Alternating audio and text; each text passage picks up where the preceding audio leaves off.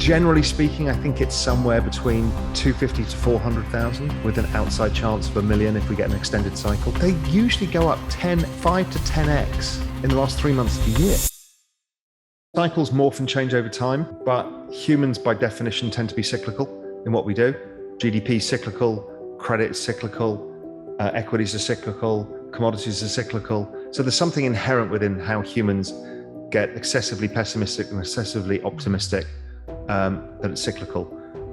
Is it driven by the halvening? Probably. Will that continue in due course? Maybe not. But there'll still be a cyclicality, and it'll keep moving around. You know, if you look at the GDP cycle, it used to be kind of every 3 years in a peak trough. Then we got to modern central banking, and it started being like a 4-year cycle, and then we've seen the last one was a significant period of time, 2009 till 2020, 11 years. My price prediction has been ETH north of 20,000, and that's pretty simple. All I did is just map over the ETH chart to the Bitcoin 2017 chart. They work perfectly, and it gives you 20,000. So, there's no great science to that, but it feels about right. I've also mapped the Bitcoin price versus Bitcoin 2013. They look pretty similar. And there's a bunch of other ways I do it with Bitcoin, with log charts and regression analysis, stuff like that. Generally speaking, I think it's somewhere between 250 to 400,000 with an outside chance of 1 million if we get an extended cycle.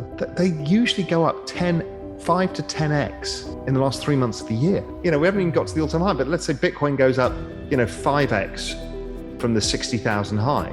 That's 350. That'd be very normal rally for year end. The year has become somewhat different.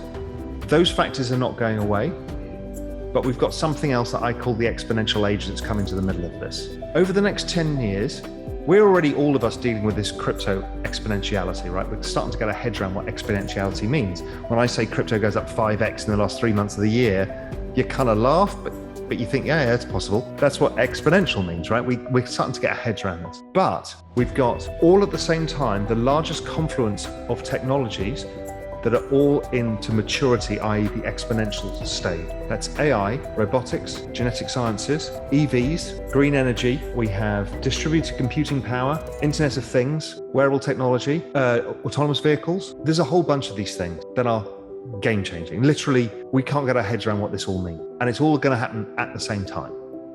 Now, there is a decent probability that changes the trend rate of growth finally. And then there is another probability that if you stick any money into any of these things, you can make some real returns, some really gigantic returns. We talked about it in the crypto space. So a lot of people, I used to argue that the average millennial at 32 years old was pretty screwed because their parents got an opportunity of all-time cheap valuations of equities, all-time cheap valuation of property, all-time cheap valuation of bonds and credit. They couldn't help but make money by just saving some money. They screwed it up by borrowing money, but that's what they did. And they borrowed money because their wages didn't go up. And I've proven that out over time. It's amazing. If you adjust household debt for wages and look at the total savings, the total amount, it's basically stayed consistent. They've just topped up their loss of purchasing power over time. But the millennials were faced with all-time record property prices, all-time record equity prices, all-time record credit prices, fixed income prices. So what was their marginal expected return? It was so low that they didn't bother saving. Then 2020 came along and it changed everything because you financialized a whole lot of them in one go. And crypto is a lot of this opportunity, and a lot of them are investing in stuff like ARK, which is these long shot future things. And I think that's dead right.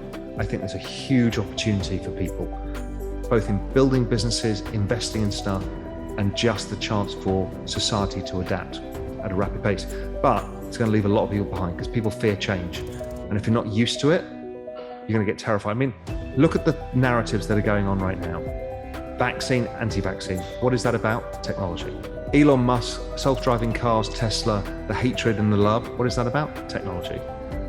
Cathie Wood. I mean, why people are creating an anti-Cathie Wood ETF? That's beyond me. Why? Technology. What is going on with global warming? Why do people fear that? Technology. Why do people fear Bitcoin? Technology. Why do Bitcoin people fear Ethereum? Technology. It's this unprecedented rise in technology that is making us all feel like, Christ, I can't keep up. and I don't want things to change as fast. And that's driving societal problems on a scale, and that's not going away unless society participates in change and benefits.